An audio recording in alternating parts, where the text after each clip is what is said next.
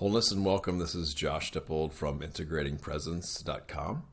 And today I have with me Neil Elliott. Neil, how are you today?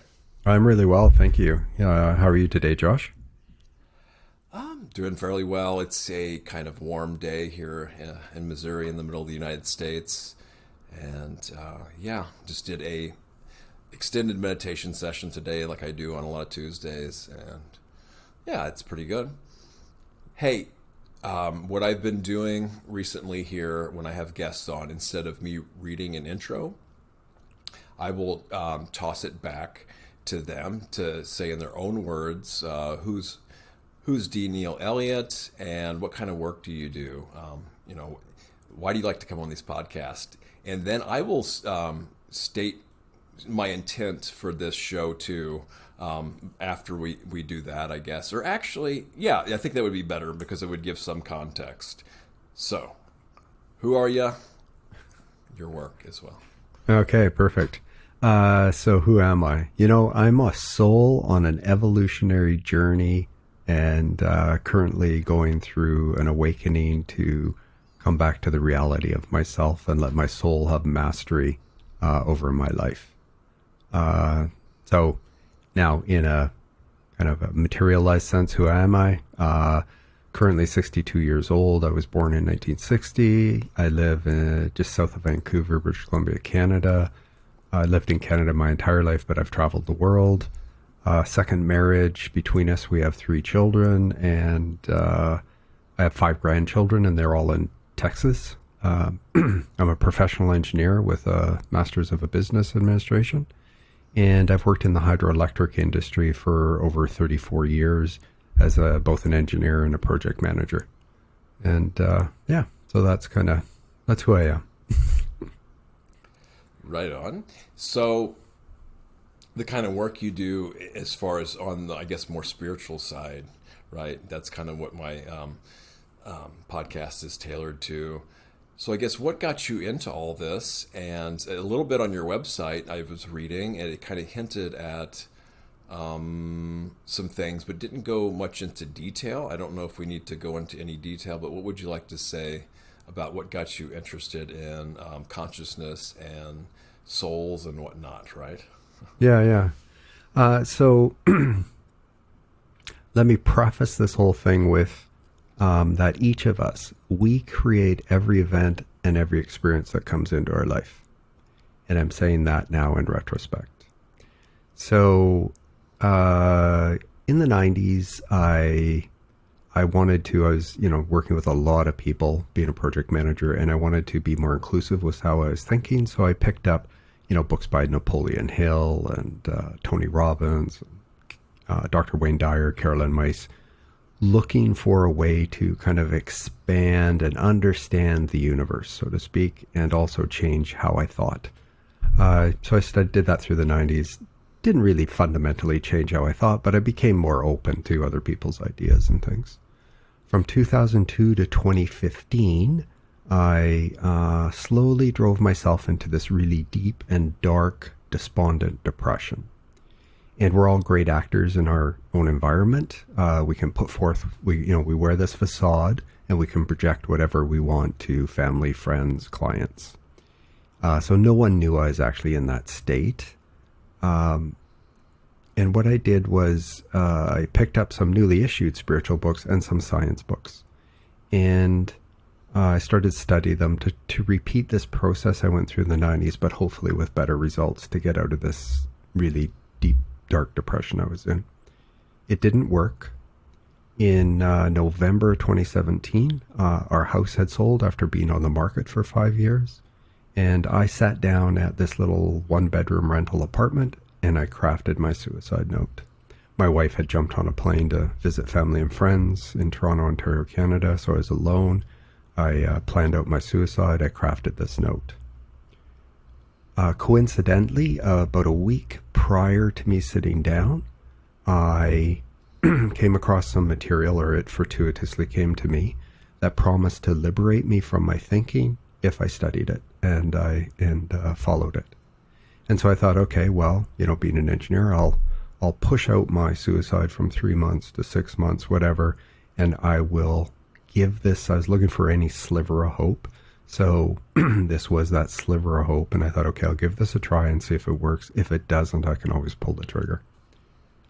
A year later, I woke up. My depression was totally gone. I was full of inner peace and love and joy. I felt totally prosperous and abundant. And 13 months, so end of December 2018, I went into 2 meditations, 2 days apart. And as I went into this meditation, I was going through these higher vibrational frequencies of consciousness. The spiritual energy flowed in through my head, it filled my body, and then it totally enveloped me and cradled me in unconditional love. And it's an unconditional love that we really don't have the human language to describe. But I felt totally supported, non-judged, cradled in this unconditional love. I didn't care what ills my body had. I didn't care what aches and pains it had. I didn't care what anybody had done to me in the past or what I had done to anybody. I just felt totally supported and bathed in unconditional love. And I had 2 of those. 2 days later, I had the exact same meditation. At that point, I knew that the new knowledge I gained and the process I followed, which reveals these truths hidden since the beginning of time, is our truth. And I've come into this place. So that was 2018, December 2018. So I've been following this since then, and it's ever evolving, and I get more and more insights, and more knowledge comes to me, and I get inspiration about what I should be doing, and these truths just become deeper, and my whole consciousness is, expands and takes in and understands more about how and why the universe came into being, how this materialized form came into being, and what our purpose is in being here. Wow. Of course, the emotional resonance around this centers, of course, on the very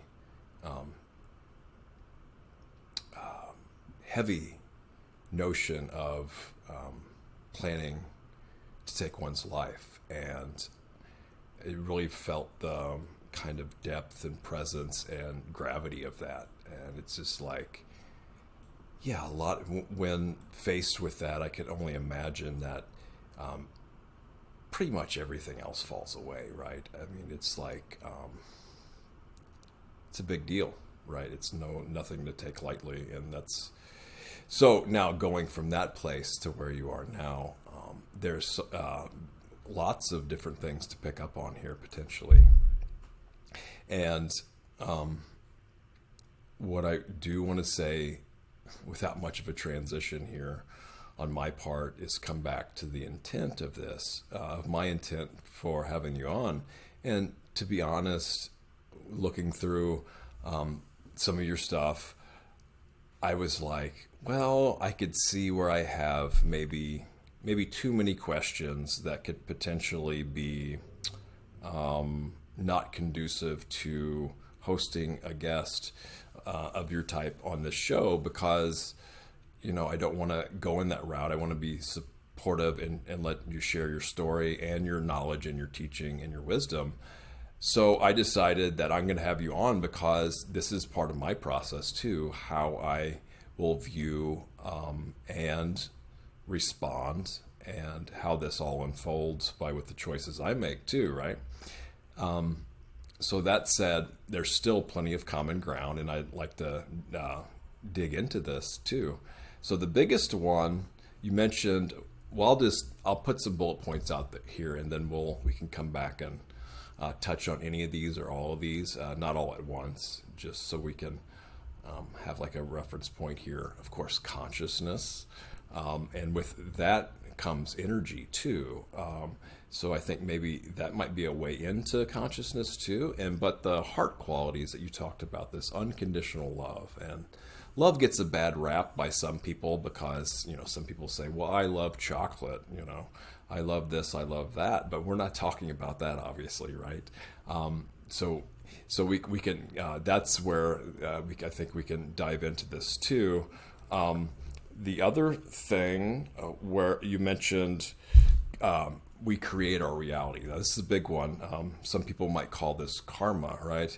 Where our actions have consequences. If we engage in skillful, wise actions, well, then there's going to be a skillful, wise result. And the opposite, if we engage in unskillful, ignorant actions, and not only actions, but speech and maybe even thoughts, right? Then they're going to have fruits that are similar results, and they might not pan out immediately, or maybe not even in this lifetime.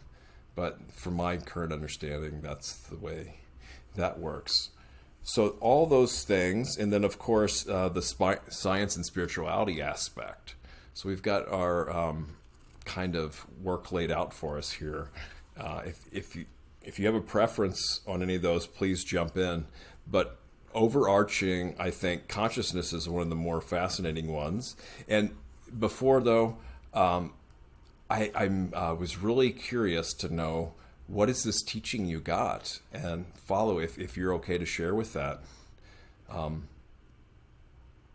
So Who promised the thing? Yeah.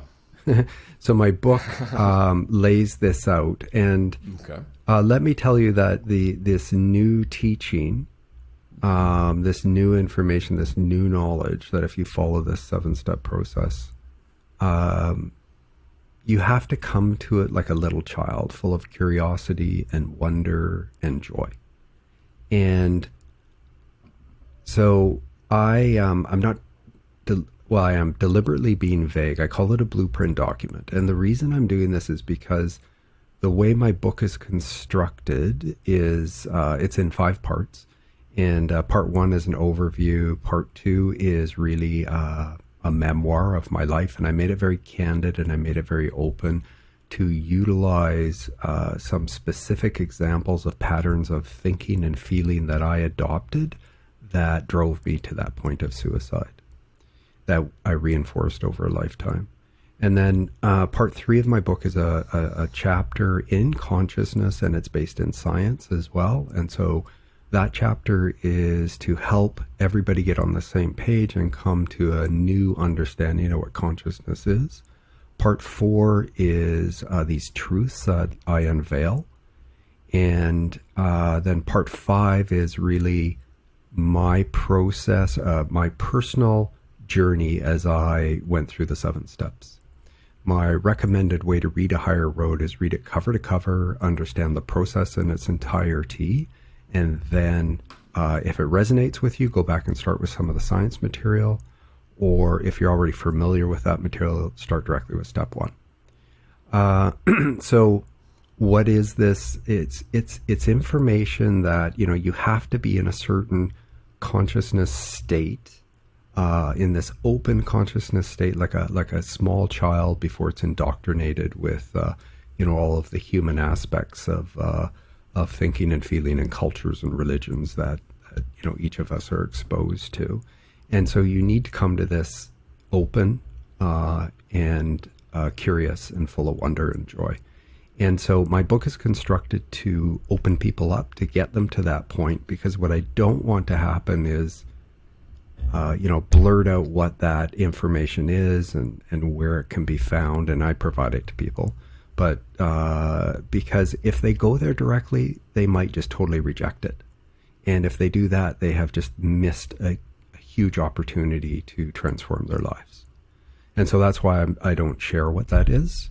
But I can tell you, if you read it, you may also, come to agree with me or believe as well that this teachings, this knowledge, is actually our truth, and I'll call them truths. And you don't have to believe that, but that's my belief, and I can tell you that I'm living proof that this works. So so it's an opportunity. I mean, there's lots of different ways, lots of different paths. This is the one that worked for me because it's grounded in science, it's logical, it's rational, it's believable, and then it bridges this gap between spirituality and science. Do you go into in the book how those steps came to you, and how all the material in the book came to you, or is that just kind of anecdotal? I mean, it's not really that, doesn't make that much big a difference in the whole grand scheme of things in the book. I describe how I got, how this information came from me. Like right now, I look back and go, this was a divine ordained process for me to get to this point where I felt there was no purpose in life. It wasn't worth living. It wasn't worth carrying on. And that's what opens us up to ask, questions about, what's our purpose here? Or why are we here? What's our truth? And it's these kinds of questions that open you up to explore things that, earlier in your life you might not have explored, you would have just rejected. And so, I'd say it's a divinely ordained process. The science books that I read, that I share in my book, was really laying a foundation for me to open up and have a new understanding of consciousness. And then when I got to that place, this other material showed up in my life that actually then bridged this gap between spirituality and science. Well, cool. And before I jump into asking you about, well, what is consciousness itself, because this is a huge issue that science really doesn't even know yet, and it's still so far behind in some of these spiritual teachings, I would say. But this is the thing, before we get into that, the purpose, because this is a big thing for a lot of people. And I mean, that's kind of a vague thing to say a lot of people, but I'm sure there's a significant number of folks out there who just don't know what their purpose is, right? And who are kind of yearning to find a meaning and a purpose. And then this question also frustrates kind of spiritual teachers too, because a lot of times a lot of people will come to them and wanting to know their purpose in life. And I really haven't addressed this anywhere else as far as I can remember now. So I don't know how you want to approach that, or I'm curious about that too. If someone were to go to ask you to, yep. Yeah, no, I mean, it's a great question. And I don't want to, consciousness is a really important topic. So let's talk about our purpose first, and then maybe we move on to consciousness. So, so there's a few things here. So, your soul is on an evolutionary journey over many lifetimes, in varying genders, varying places of origin, varying skin colors, varying religions, sometimes religious, sometimes not religious at all, different languages, different experiences, different situations of sometimes being wealthy, sometimes being poor. And all of these circumstances that your soul is going through each time it incarnates here is to shape and hone and hue your individuality, your personality. Your soul is a fragment of divine consciousness. It is perfect. It is pure. It is unconditional love. And in order for, I'll back up to that. But, and so you come here to shape and hone and hue your personality until you get to a point in a lifetime where you understand these mechanisms of the ego, and we can talk about that and how and why these laws of the universe work in your life and how you utilize them moment by moment to create every event and every experience that comes into your life. Your soul finally wakes up and realizes what it's doing to itself, and then it begins this process, this journey to make it back to where it came from. So, it wakes up, understands what it's doing to itself, and then it begins this process to transcend the ego. And it, maybe a few lifetimes that happens. But The goal is for your soul to gain mastery of your life, so that it expresses its true self to everything and everyone in your environment. Like, we are not here to please God. We are here to express God, and God is unconditional love. And your soul is a fragment of the divine consciousness, and your soul is here to express unconditional love to everything and everyone in your environment. That means you don't judge, you don't criticize, you don't condemn, you don't lie. There's a list of things that are contrary to unconditional love that the ego picks up, and we all do this. The ego is created for us to experience this individuality, and experience these other things, these other feelings, these other experiences that are contrary to unconditional love.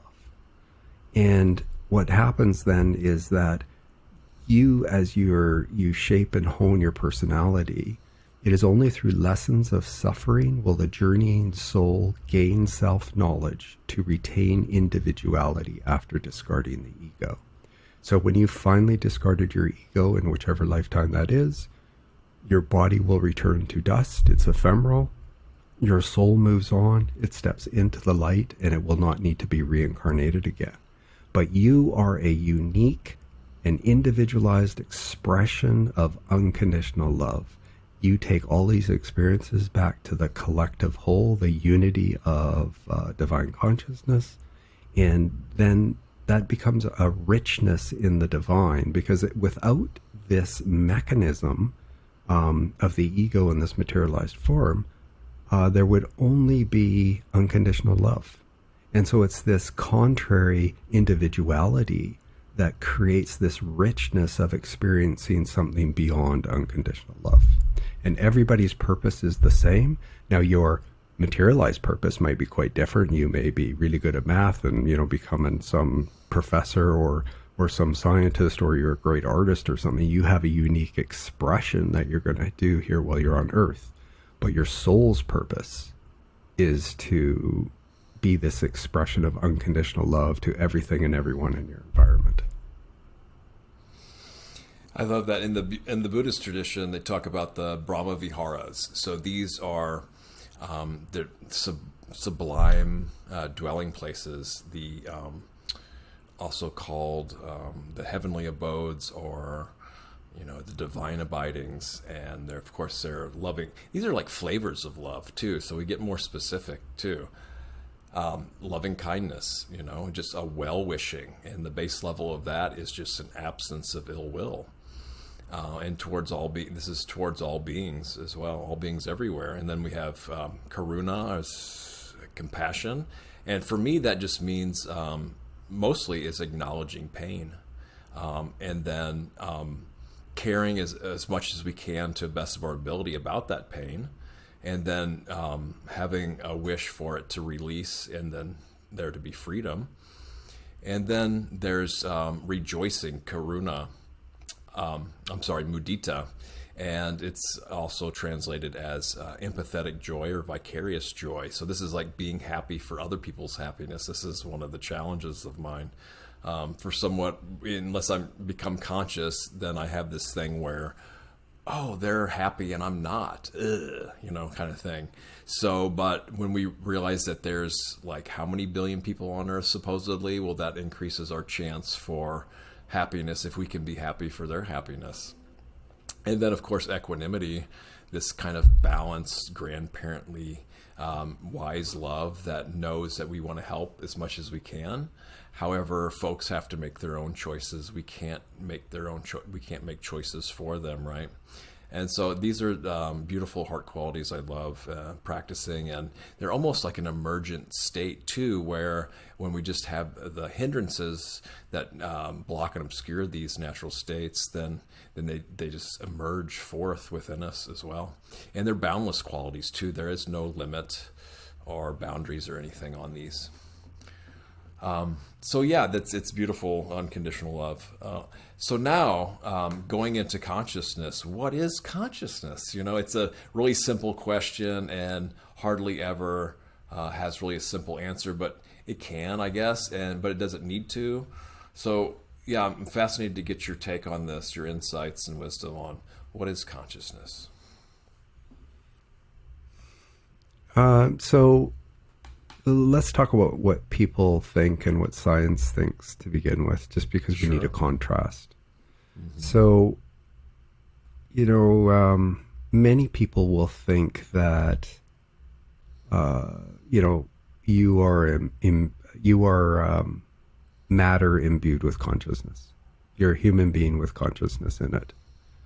And, you'll may read some near-death experiences where people talk about, expanding and feeling like, there's consciousness in everything, be it a rock, a plant, a tree.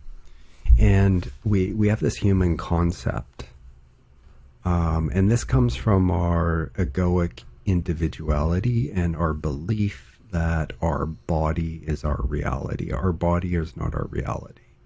Solid things are not our reality. This is just a tool, an illusion for us to learn the lessons we need to learn. In reality, consciousness, what you see is consciousness made visible. Everything in the universe is consciousness. Everything, what you see, touch, taste, feel, know, what you perceive to be solid is really consciousness made visible. Before the Big Bang was universal consciousness in a state of silence and stillness and equilibrium. And it is opposing impulses. And these impulses were torn apart at the time of the Big Bang, and we see those impulses as electromagnetism. It is these impulses of electromagnetism that are the basis of everything that we see as materialized form. And this is the basis of all of the laws of cause and effect that we experience in the universe. So consciousness is everything. And consciousness is made visible through these very mechanisms. But there's, we are consciousness made visible. That's the simple answer to that. And it takes a while. When you go through this material, you'll learn what was before the Big Bang, what happened at the time of the Big Bang, the impetus for the Big Bang, and how the materialized universe came about. But it's information that cannot be immediately understood or perceived by the human mind. It takes time, energy, and effort, and it takes meditation to be able to fully understand and enter into it. You only understand it when you actually enter into it. I've never heard it put as an impulse before. That fascinates me, the impulse aspect of it. So I was curious about that, if you wanted to touch on that. Otherwise, we can keep going. Let's see. So, go ahead. Sure. No, what were you going to say? Oh, no. Yes. If you'd like to address the impulse, that was fascinating to me when you mentioned it was. Okay, so I can give you a high level of it. So these opposing impulses, one is will to move out and create. The other is purpose, to give form to creation, to experience it. And so the will to move out and create we see as electricity, and the purpose to give form to creation, to experiences, is actually is magnetism, bonding, and rejection. And so we know in science today that everything at a subatomic level is just energy. We are energy. There's more space in us than there is anything that's solid. This is just a perceived body. And what gives form to creation is this processes of law of cause and effect through will and purpose, through plan, through a consciousness plan, and the purpose to give form to it, to experience it. These are the things that bind and draw,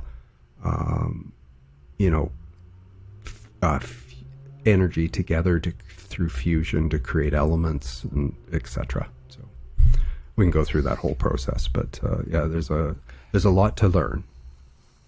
There is, and I'm reminded of the Hermetic principles with this, and also kind of the Hermetic idea of, if I'm getting this right, nous, and kind of the notion of divine will, things like this. So we talked about, you mentioned at the start, I think, about vibration, right? When you talked about the unconditional love, being bathed in that, this vibration of unconditional love, I'm interested in this energy of vibration, right? Not necessarily electromagnetism, but this vibratory energy as well. And then Neil and I talked a little bit in a conversation before this one, and we talked about high vibrations, right? And I was interested in your perspective and understanding of, in the spiritual communities we hear often high vibration, right? Keeping a high vibration.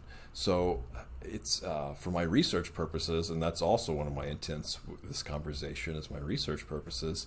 What is a high vibration? What does that mean? Honestly, I probably shouldn't be asking you that if I can't answer the question myself, because I just recently came upon this about what does that mean to me, and I've never actually spent time with that question. So it's not really fair for me to put you on the spot if I haven't done it myself, I guess. But if you're interested, I'd be fascinating to learn what you have to say about that. Well, I think there's a couple things I can say. One is that the source of our being, whatever you want to call it, God, Yahweh, the Tao, the source of our being is so spiritually refined and such a high at such a high frequency of vibration that it cannot enter into you and make itself known to you until you go through this process of raising your human consciousness vibration. And you do that through building new brain cells, impressing it with new knowledge, and following these practices in these 7 steps. And so, I can't tell you that, a high frequency of vibration is, 56,000 hertz. I can't tell you that.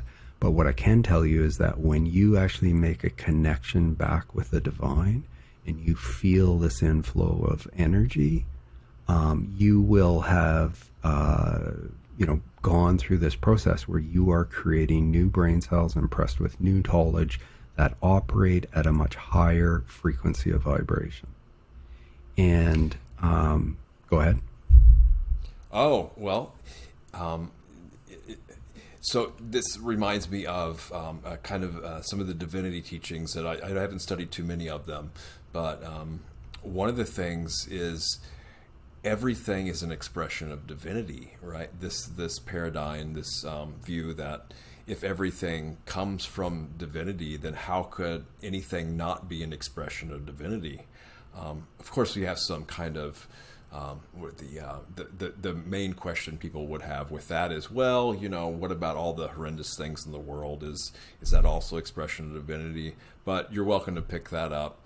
But what I'm getting at here is this connection with the divine. We talked about this too. So to flip that around, what disconnects folks from the divine? And then, how do we, I guess, see that? And then what are some just things in general, if you'd like to share, help us connect into that? So, so if you can remember some of those questions, and I'm going to go through a process, but you'll have to remind me of that. But let's talk about the ego. Let's talk about the soul and the ego. So at the time of creation, the soul, remember now, the soul is perfect. The soul is unconditional love. The soul is a fragment of divine consciousness. At the time of conception, the soul is infused in the process of conception, and the ego, the little I mind of ego, is created at the same time. The I mind of ego works in this materialized form through the mechanisms of electromagnetism, and it builds the body according to the genetic plan in the sperm and the ovum. As the baby grows up, the you come in with a consciousness plan, you come in with a life plan, if you will. Your soul wants to learn certain things. You're born into a family which will advance that soul's evolution and the things that it wants to learn. You, as a baby, you are a sponge. You just pick up everything that's in your environment, your parents' culture, the religion, the language they speak, the emotions they emit, etc., and everybody that you come in contact with. At age 5, the brain develops to the point where it can consciously make its own decisions. Now, you have to understand, we live in this duality. Your reality is your soul, and your ego is this manifested form, this duality of manifested form. We have already adopted the fact that we think this body is our reality, and everything in our environment that we see as solid is our reality. Your soul is hidden, and as your ego develops and you take on these patterns of thinking and feeling, you bind down your soul and shut it off from its connection with the divine. The soul is always prompting the ego to try and get back to this state of unconditional love. But the only mechanisms the ego has to create happiness or security and protection is through these mechanisms of bonding and rejection. So, you gravitate and you draw things into your life that make you happy. I like that kind of food. I like that kind of car. I like that kind of house. I want to go to that event. You push away things you don't like. I don't like that kind of food. I don't want to go to that event. I don't want to go to that country. I don't want to mix with those people. Those are the only mechanisms for the ego to draw these things to you that you like. I like that person. I don't like that person.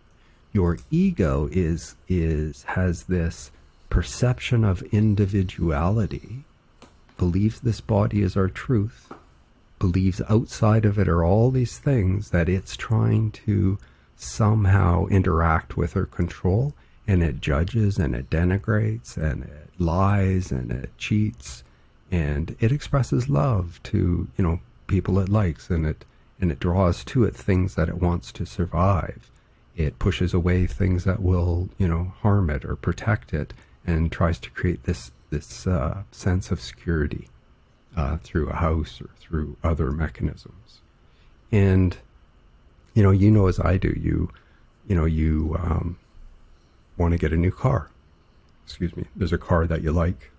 You set a goal. You earn some money. You go buy that car. It brings happiness to you immediately because this is something that you wanted.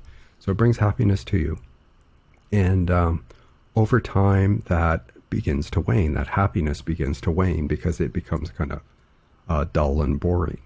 And so you show it off to your friends. You get a little heightened sense of boost of happiness and, kind of like one-upmanship on them. So you get another little boost. But eventually over time, it becomes dull and it becomes boring. And so you have to set another goal to run out and chase to get something else to create this happiness in your life. More money, more cars, more food, more, whatever it is, more friends. And all these are mechanisms of this bonding rejection that creates and reinforces this individuality and tries to bring happiness to you. But life is, and so these are the things that create these events and experiences that come into your life. You think with electrical impulses in the brain, you feel with magnetic impulses in the nervous system. The magnetic impulses center and bond your electrical thinking into this consciousness blueprint that you magnetize over time through repeated thinking and feeling, being a loving thought or a hateful, vengeful thought, and it will draw a like experience or event into your life. It might be years in the future, it could be the next lifetime, but you will draw these events. It is a law of cause and effect, and you will continue to do that until you get to a point to wake up and realize what you're doing to yourself. And when I say you, I mean your soul realizes what it's doing to itself, and then begins to go through this process to shed all of these things that are contrary to unconditional love and bring itself back to expressing itself, which is congruency with unconditional love. And you get to this point where you want to bring love to every event and every experience in your life, be it another person, be it a situation that comes to you. And even though it might seem harmful to your ego, you recognize it as a lesson that your soul wants to learn, and you bless it with love, and your goal is to accept it with love, to bless it with love, and to release it, so that you don't block it and create these other problems in your body. Very cool. And you just gave a beautiful Dharma talk, I would say, with and I love these terms too that you use. I haven't really heard it put like this. The bond, that you're bonded to, bonding, and rejection. So this notion of bondage, this is what we're all trying to free ourselves from bondage. You put it very well, and went into vivid detail about the kind of the greedy type personality, right? Who wants. Then we have the aversive type, or the rejecting type, who identifies more with that. If I could only get away from this and do away with this, and then it'd be much happier, right? If I could only get rid of this, of course. And then the other one is more based on confusion and ignorance too, right? And so this is really what it's all about. These poisons of this bonding, this bondage, and this rejection, and this ignorance too. And you put it so beautifully of how to just seeing it right. A lot of times, a lot of it will kind of melt away when we're just conscious and aware of those habit patterns as well. Of course, it goes into having spiritual practice. It's a lot easier to notice these as well, because a lot of this deeper understanding can't really come through our normal ways. I mean, it can, I guess. There are normal ways of just hearing someone or seeing something, or even just thinking about it too, right? Sometimes we have to have those things as well. But these deeper spiritual practices that we both talk about, really, we can see these things for ourselves on deeper levels. And so, but what really gets me, I guess the deeper question here is, well, why do we have this ego to begin with? I guess you would maybe possibly say that we entered into an agreement to have these experiences as well. I guess I'm not sure. For our growth and expansion and lessons, right? That it's almost like a challenge if it's really put that way.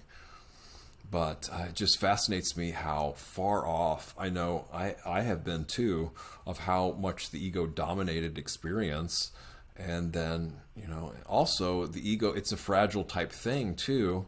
From what I understand, and what's helped me, is not necessarily completely shedding it and dropping it completely. It's more integrating the ego.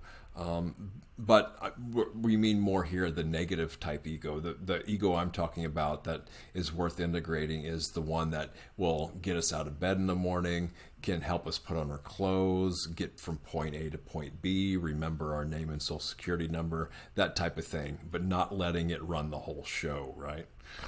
So I guess the question here is, why do we even have an ego beyond what I just talked about, the small, minuscule purposes of just being able to function in this 3D reality, right?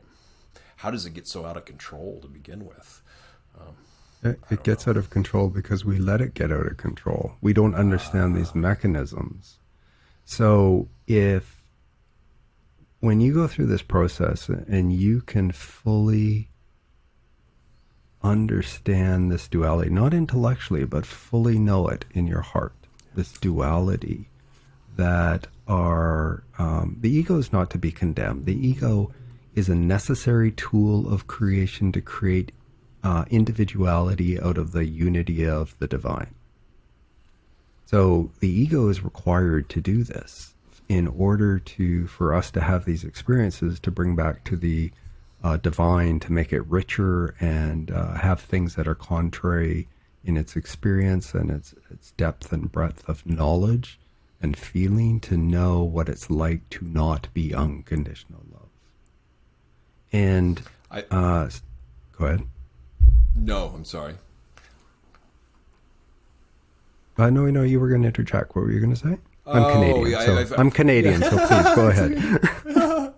I guess I haven't had enough interaction with Canucks, Canadians, so I didn't. I'm learning. I heard it put this way that it's yes, everything is like one or unity consciousness, but it's different expressions of that oneness, right? And because it's trying that paradox of diversity and unity. So yes, it's trying to get at the same type of thing of how that kind of the more masculine aspects of diversity and more feminine aspects of unity.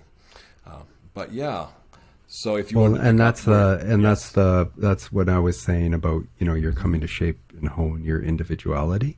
Yes. And there are primary aspects of the male and primary aspects of the female, and each of those get developed in those genders when everything's in alignment with the divine.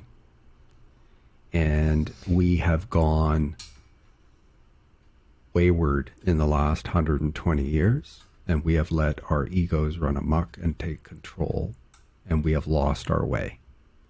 And in order to bring the world back to a state of the way that it was intended to be, which is this expression of individuality, of unconditional love to everyone and everything in your environment, all of the things that are already put into motion through your individual thinking and collective thinking must come into manifested form. It is a law of cause and effect, cannot be escaped. And so things are going to get a lot worse before they get a lot better, because collectively we have created this consciousness paradigm around the world through our collective thinking, which will bring all kinds of things into manifested form that we don't want to, that we don't even know we're doing it. It's through our ignorance and unknowing of how the universe actually works that is enabling these experiences that we believe are negative to come to us. But all of this is to teach us lessons. All of this is unconditional love. It's just that people don't view it as unconditional love because they see it as a negative experience, something that's coming to them to harm them. When something comes to you that you consider to be negative, you'll get to the point where you look at it and go, oh, what am I to learn from this experience? How can I transmute this to love? And how can I experience this and feel it and release it back to the divine without it creating this negative consciousness pattern in my own personal experience? So beautiful and well put. And just looking back at my own life, it's just mind blowing how kind of this trance I was in, this kind of complete brainwash state where, that would have really never occurred to me unless I would have been kind of in, well, I shouldn't say never, but I mean, the likelihood didn't seem great until I actually had gone through a really rough patch myself, right? And then could you imagine if that message about transmuting negativity or just changing the viewpoint of more of a default mode of looking at it as what can I learn from this instead of, oh, how is this going to hurt me kind of thing, right? I mean, just think if that was broadcast on popular television, and my point here being how powerful media is too. And at the same time, I want to say that why this might seem like a more wholesome, more skillful, wise way to view our reality and world. I also want to be open to the fact that that there could be a lot better perspectives than I'm putting forth here, and I welcome folks to bring even higher perspectives, more expanded perspectives, more wise and wholesome, skillful perspectives too, because I'm not, again, it's just kind of more of a spiritual ego at this point would be for me to say, or even to say that this is better, and this is the way. But as far as to my current knowledge and understanding, preface it with that, right? So, Neil, I think this might be a decent time to start wrapping up a little bit. I want to let the folks that are listening and are watching to know, how to get in touch with you, how to buy your book, A Higher Road. Also, if any events you have coming up, any social media you'd like to plug, and this will be included in the show notes too. And just in general, though, what message would you like to leave with the audience too? It could be anything from anywhere. I'm thinking also maybe like what are some of the more pressing, not issues so much, is like what is the timely thing right now in early June 2022, if it makes any difference, this notion of time we have that ought to be addressed right now, and how to address it. Well, I think, everybody is exactly where they need to be in their evolution. But for those that are curious, those that are open, those that are willing to explore, I suggest you find something that's going to work for you. I'm going to recommend you read my book, A Higher Road, Cleanse Your Consciousness to Transcend the Ego and Ascend Spiritually. It's by D. Neil Elliott. And the reason I say that is because this is going to, this book is based in, one, it's my experience.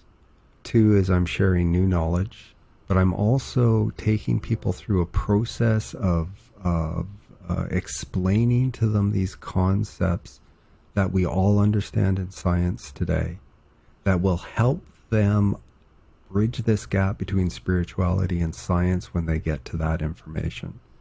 And the reason I found this process so workable for me, if you will, I can't think of another word at the moment, but is because it's things that I knew that I could believe. So it built this foundation of belief for me that what I was learning, it wasn't woo-woo, it wasn't out there, it wasn't something I had to do. And it actually taught me these fundamentals in ways that were logical and rational and believable. And when you get that kind of information and new knowledge, you can totally transform your life, no matter where you are, whether you're living on the street or living in a mansion, whether you're ill or healthy or happy or depressed. And what it takes is for you to be willing and be open to learn.